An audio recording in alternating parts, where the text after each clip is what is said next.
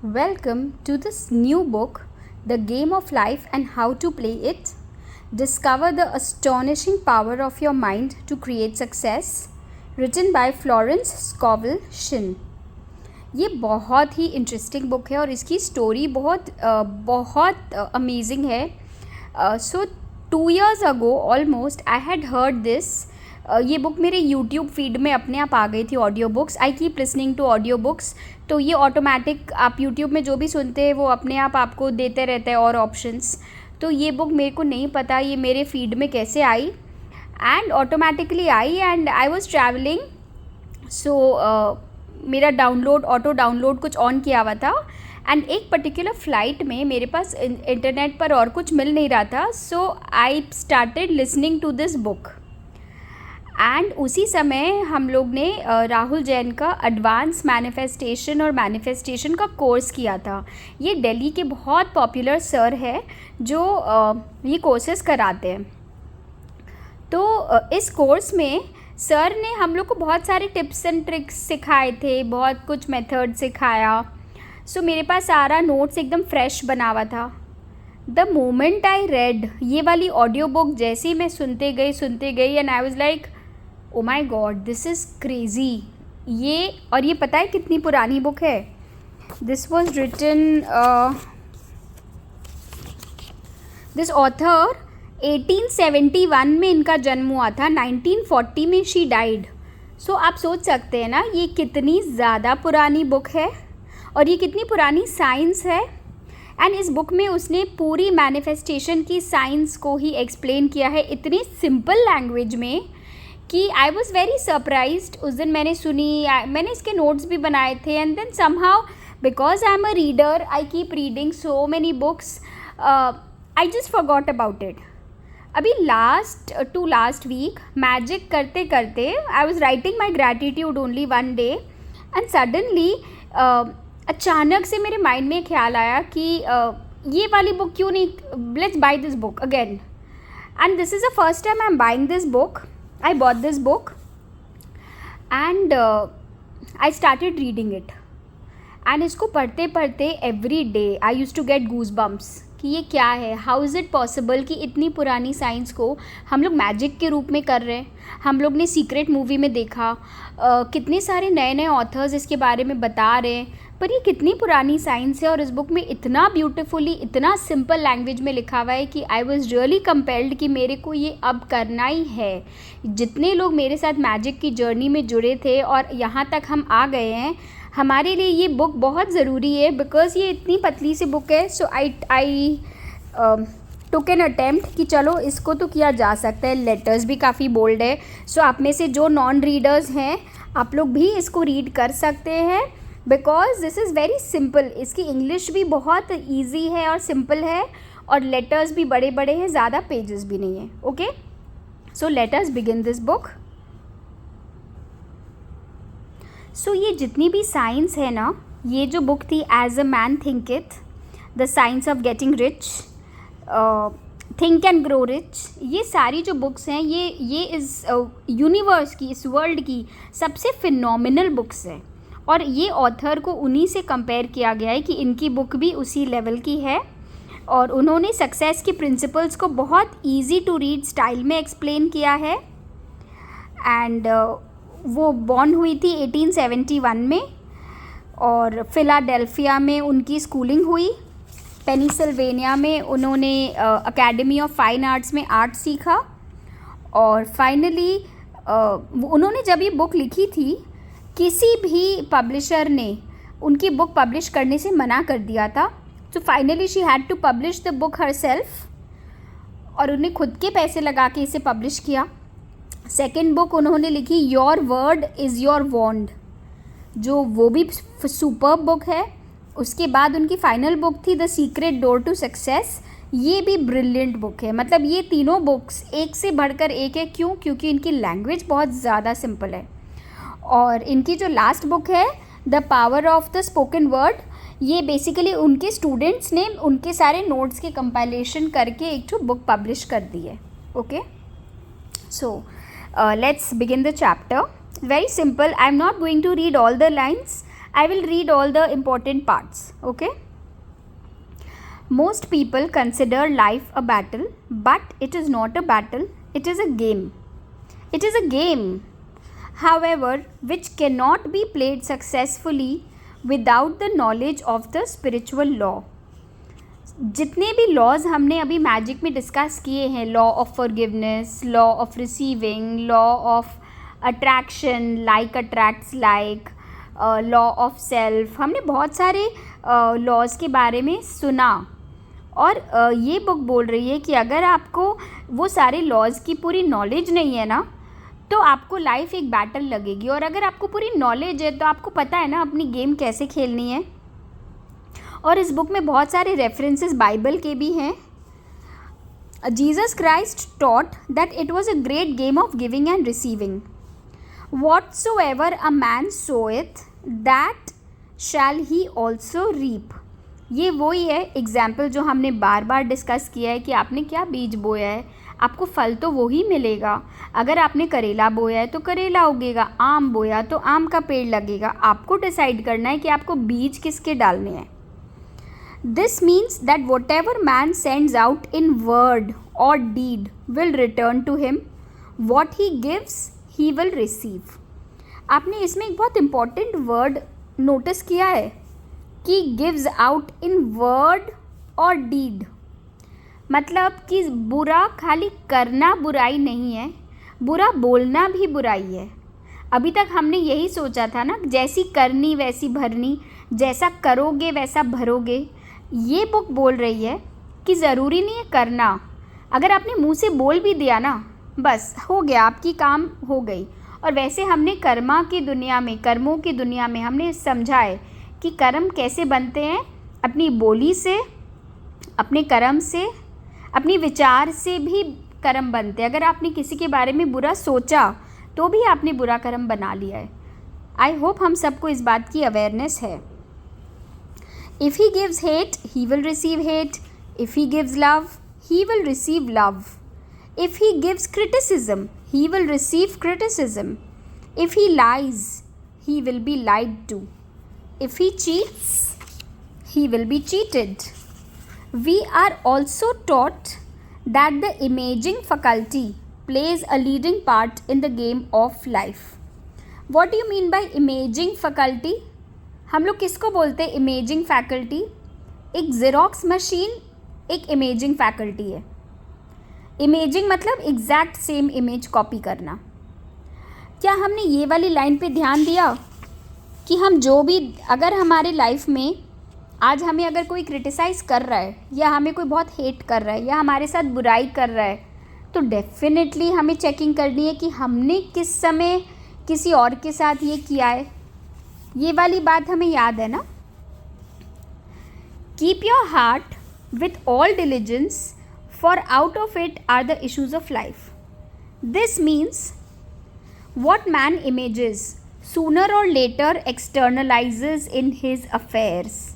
मतलब एक इंसान जो भी इमेजिन करता है, अपने दिमाग में जिस पिक्चर को लेके आता है, सूनर और लेटर, जल्द ना जल्द वो उस चीज़ को अपनी लाइफ में मटीरियलाइज करेगा ही करेगा. I know of a man who feared a certain disease. इन्होंने बहुत अच्छी एग्जाम्पल शेयर की है. एक आदमी जो बहुत एक रेयर डिजीज़ को इससे बहुत डरता था, कभी सुनी होगी उसने उसके बारे में, एंड वो बहुत डिफ़िकल्ट टू गेट भी थी, मतलब जल्दी से किसी को होती भी नहीं थी. But he pictured it continually and he read about it until it manifested in his body and he died the victim of distorted imagination. मतलब अपनी ही सोच का, अपनी ही गलत सोच का वो विक्टिम बन गया. वो इतना डरता था उस डिज़ीज़ से कि उसने अपनी लाइफ में उसको अट्रैक्ट कर लिया. आप ये समझ पा रहे इमेजिंग फैकल्टी क्यों बोला गया है हम सबको. So we see to play successfully the game of life we must train the imaging faculty. A person with an imaging faculty trained to image only good brings into his life every righteous desire of his heart. Health, wealth, love, friends, perfect self-expression, his highest ideals. मतलब कि एक जो इंसान अपने आप को train कर लेता है ना कि मुझे सिर्फ अच्छा ही देखना है, जो आशमीन मैम ने बार बार बोला है कि मन चाहा और अनचाहा में फ़र्क करना सीखो। जो नहीं चाहिए उसके बारे में ना हम सोचेंगे, ना बोलेंगे, ना देखेंगे, ना गूगल सर्च करेंगे, और जो चाहिए सिर्फ उसके बारे में हम सोचेंगे भी, बोलेंगे भी और गूगल में उसको देखेंगे भी, अपने विजन बोर्ड में भी उसको देखेंगे। तो a person with an imaging faculty train to image only good, उसी की लाइफ में सारी चीज़ें वो चाहता है ना वो अपने आप चल के आती है। His highest ideals. The imagination has been called the scissors of the mind. मतलब हमारी जो इमेजिनेशन है उसको सिजर्स बोला गया है। सिजर्स क्यों? हम सिजर्स कब यूज़ करते हैं कि सपोज़ पहले ज़माने में हमारी जनरेशन फिर भी रिलेट कर सकती है, हमारी बाद की जनरेशन शायद नहीं कर पाए, कि हमें जो भी पहले अच्छा लगता था ना न्यूज़पेपर में, मैगज़ीन्स में, तो हम उसे काट काट के अपने पास इकट्ठा कर लेते थे। I hope you understand what I am talking about. तो हम लोग की डेली लाइफ में जो भी एक्सपीरियंसेस होते हैं, हम कहीं भी गए, कुछ सुना, कुछ देखा, तो हमारी माइंड उसको सिज़र की तरह काट के हमारे दिमाग में स्टोर करती है। So it is ever cutting day by day the pictures man sees there, and sooner or later he meets his own creations in the outer world. तो हमने क्या स्टोर किया? सपोज़ हम सब ने मुकेश अंबानी की डॉटर ईशा की वेडिंग देखी थी लेक कोमो में। It was a very big, the fattest Indian wedding, and it was there on the newspapers, media, everywhere. तो समहाउ दैट लेक कोमो का वेडिंग का image, it is there in my mind. I don't know वो कैसे छपा, क्यों छपा, but वो picture जो थी in front of the lake, it is there. So इसका मतलब है कि मैंने उस इमेज को कहीं ना कहीं कट करके अपने ब्रेन में स्टोर कर लिया है। सो इस पैराग्राफ का यही मतलब है कि हम कुछ भी देख रहे होते हैं ना, हमें जो अच्छा लगता है या कुछ बहुत डर भी लगता है, अगर कोई डरावनी बात भी है, कुछ सुन के बुरा भी लगता है, हम उसकी भी पिक्चर काट के अपने दिमाग में सेव कर लेते हैं। अब हमें करना क्या है? पिक्चर्स तो सारी सेव हो गई हमारी इमेजिनेशन में, हमने नॉन स्टॉप कटिंग कर करके बहुत सारे इमेजेस इकट्ठा कर लिए। अब हमें यूज़ किसको करना है? To train the imagination successfully the man must understand the working of his mind. हमारे दिमाग में 3 तरीके के दिमाग है, the subconscious, conscious and the super conscious. The subconscious is simply power without direction. Subconscious मतलब हम लोग सबकॉन्शियस माइंड किसको बोलते हैं? रात में सोने के पहले जो सोच के सो जाओ, रात भर वो दिमाग उसी पे काम कर रहा है। अच्छा सोच के सो रहे हो तो अच्छी चीज़ों पे काम कर रहा है, बुरा सोच के सो रहे हो तो बुरी चीज़ों पे काम कर रहा है। तो basically it is just power without direction. Subconscious mind की खुद की कोई दिशा नहीं होती है। जैसे हमारा जो कॉन्शियस माइंड है उसकी खुद की एक दिशा होती है। हम खुद सोचते हैं कि अभी हमें क्या सोचना है, हमें बुरा सोचना है, हमें अच्छा सोचना है, ये सब हम खुद सोचते हैं। लेकिन सबकॉन्शियस माइंड की कोई डायरेक्शन नहीं होती। It is like steam or electricity and it does what it is directed to do. उसका खुद की कोई पावर नहीं होती।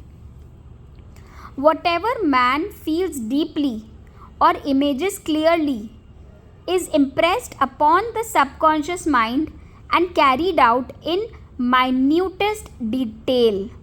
इस लाइन को बहुत ध्यान से समझने वाली लाइन है ये। हम जिस चीज़ के बारे में बहुत डीपली फील करते हैं और इमेजिन करते हैं वो हमारी सबकॉन्शियस माइंड में अपने आप आ जाती है और वो सीन एज इट इज़ हमारी लाइफ में आती है। ये हमने पावर ऑफ विजुअलाइजेशन जब हमने चैप्टर 13 किया था उसमें हमने ये बात सीखी थी कि हमें जो चाहिए उसको बहुत डिटेल में इमोशन डाल के उस सीन को इमेजिन करो, विजुअलाइज करो और उस मोमेंट में चले जाओ। उसमें जितना फीलिंग आप डाल देंगे उतनी ज़्यादा पक्की हो जाएगी और जितनी डिटेल में आप इमेजिन कर सकते हैं किसी भी सीन को, उतनी डिटेल में अगर आप इमेजिन कर लिए तो वो आपकी रियलिटी बन जाएगी। ये हमने मैजिक बुक में सीखी थी जो कि 1900 में लेटर हाफ में लिखी हुई किताब है और ये कम से कम 100 साल ऑलमोस्ट 90 ईयर्स पुरानी किताब है। इसमें भी ये फैक्ट लिखा है कि हमने जो डिटेल में इमेजिन कर लिया वो हमारी लाइफ में बहुत क्लियरली आ जाएगी. Okay, for example a women I know when a child, वो जब एक औरत बहुत छोटी थी, वो हमेशा उसको बहुत एक गेम बहुत अच्छा लगता था विडो बनने का.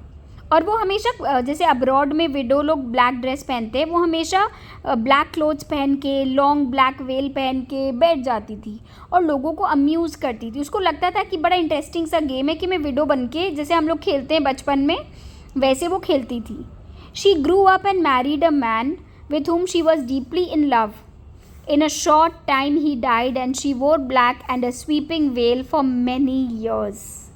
The picture of herself as a widow was impressed upon the subconscious mind and in due time worked itself out regardless of the havoc created. So this is a very simple example कि वो बचपन में जो चीज़ को हर समय खेलती थी, life में उसके साथ अल्टीमेटली वही हुआ. The conscious mind has been called a mortal or carnal mind.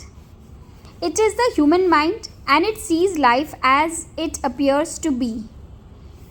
जो हमारा नॉर्मल दिमाग है, जो कॉन्शियस माइंड है, उसके बारे में ये कह रहे हैं कि वो तो सब कुछ देख रहे हैं, आसपास क्या हो रहा है हम वही देख रहे हैं, वही समझ रहे हैं और फिर वही हम अपने सबकॉन्शियस को समझा भी रहे हैं. और जो हमारा तीसरा माइंड है, सुपर कॉन्शियस माइंड, वो गॉड से कनेक्टेड माइंड है. वो हम सब के अंदर है और उसमें कोई बुराई नहीं है. वो उसके पास सारी हमारी लाइफ की प्लान, हमारी लाइफ की ब्लूप्रिंट ना असल में सुपर कॉन्शियस माइंड के पास है, जिसको पता है कि इसकी लाइफ के साथ क्या होना है. There is a place that you are to fill and no one else can fill, something you are to do which no one else can do. Basically इस लाइन का मतलब है कि हम सब जब बॉर्न होते हैं ना, तो हम सबकी लाइफ की एक ठो प्लान बन जाती है and that is the blueprint of the life. जो हमारे when we are in the spirit world, ये उसी समय लाइफ क्रिएट हो जाती है. And when we are born we don't know, जिसको हम लोग बहुत लोग बोलते हैं कि इसकी डेस्टिनी में लिखा था. ये वो सुपर कॉन्शियस माइंड है जो गॉड माइंड है, जो हमारा लाइफ का ब्लूप्रिंट है, जिसको लेके हम बॉर्न होते हैं. There is a perfect picture of this in the superconscious mind. It usually flashes across the conscious as an unattainable ideal, something too good to be true. हम जब नॉर्मल इंसान उस माइंड के बारे में सोचता है, क्योंकि वो गॉड माइंड है, इसलिए वो उसको लगता है कि ये तो रियल है ही नहीं, ये too good to be true है. बट इन रियलिटी एक इंसान की ट्रू आइडेंटिटी उसकी सुपर कॉन्शियस माइंड में ही है, उस इनफाइनाइट इंटेलिजेंस में ही है जो उसके अंदर होती है, which is with in himself. इसीलिए हम लोग इतना सुनते हैं, मेडिटेट करो, गो विद इन, अपने इनर सेल्फ से पूछो, अपने हायर गॉड से पूछो, ये क्या है? ये हमारा सुपर कॉन्शियस माइंड है. Many people, however, are in ignorance of their true destinies and are striving for things and situations which do not belong to them and would only bring failure and dissatisfaction if attained. ये बहुत powerful line है, आप इसको please समझने की try करिए कि बहुत सारे लोग, बहुत बार हमारे साथ ऐसा होता है जब हम लाइफ में कॉन्स्टेंटली कुछ ना कुछ चीज़ के लिए प्रे कर रहे हैं कि से फॉर एग्ज़ाम्पल मेरा अभी यूके में एडमिशन हो जाए और मैं कॉलेज पढ़ने के लिए बाहर चला जाऊं, और हम प्रे कर रहे हैं, दिन रात प्रे कर रहे हैं, बहुत महीने से प्रे कर रहे हैं, बट हमारी प्रेयर फुलफ़िल नहीं हुई. और जब ऐसा होता है ना, हम बहुत गुस्सा हो जाते हैं भगवान से और हम कोसने लगते हैं कि दिस इज़ नॉट राइट, अब मैं आपकी पूजा नहीं करूँगा, मेरा इतना दिल का इच्छा था कि मैं जाऊँ यूके और मैं फ़र्दर स्टडीज़ करूँ. उस समय तो ऐसे फील होता है. और जब बाद में हमें ये रियलाइजेशन होती है कि ये तो उस समय बहुत अच्छा हुआ कि मैं नहीं गई, देखो मैं नहीं गई तो मैं बिज़नेस में यहाँ रह के मैं कितना कुछ सीख पाई, मैं तो बहुत आगे निकल गई अपने सारे कॉम्पिटिटर्स से, और उसी के बदले अगर मैं वो 3-4 साल बाहर जाके पढ़ाई में बिता देती तो मेरा कितना लॉस होता. ये रियलाइजेशन हमें बाद में होता है ना ऐसा बहुत बार लाइफ में, बहुत सारे इंसिडेंट्स के साथ कि हमें उस समय नहीं समझ में आता कि हमारे लिए क्या अच्छा है, और हम ज़िद करने लगते हैं और भगवान से प्रे करने लगते हैं, और वो जब नहीं होता है तो हम भगवान से गुस्सा भी हो जाते हैं। पर हमें वो ही बात कुछ समय बाद पता चलता है कि वो हमारे अच्छे के लिए ही था, वो जो हुआ वो हम उसमें ही हमारी भलाई थी। उसी लाइन के बारे में ये यहाँ लिख रही हैं कि बहुत से लोग जो नहीं जानते कि उनकी असली तकदीर में क्या लिखा है, वो छोटी छोटी चीज़ों के लिए या कोई सिचुएशन के लिए बहुत चेष्टा कर रहे होते हैं, और फिर वो बहुत ज़्यादा डिससैटिस्फाइड हो जाते हैं जब उन्हें वो नहीं मिलता, और उनकी डेस्टिनी में वो नहीं लिखा है इसलिए वो उन्हें नहीं मिलता है। और वो अगर हो जाता, वो जो चाह रहे हैं वो अगर हो जाता, अल्टीमेटली वो उनकी लाइफ में सिर्फ फेलियर और डिससैटिस्फैक्शन का ही कारण होता, is what these lines mean. So I hope you are able to connect with this example, and we will stop here only because I want to restrict this to just 20-minute videos so that we can read it again and try to get more and more out of it. So we will try to restrict every day's videos to 20 minutes. Any questions regarding this particular topic or any sharings, you can discuss in the group. Okay, so thank you.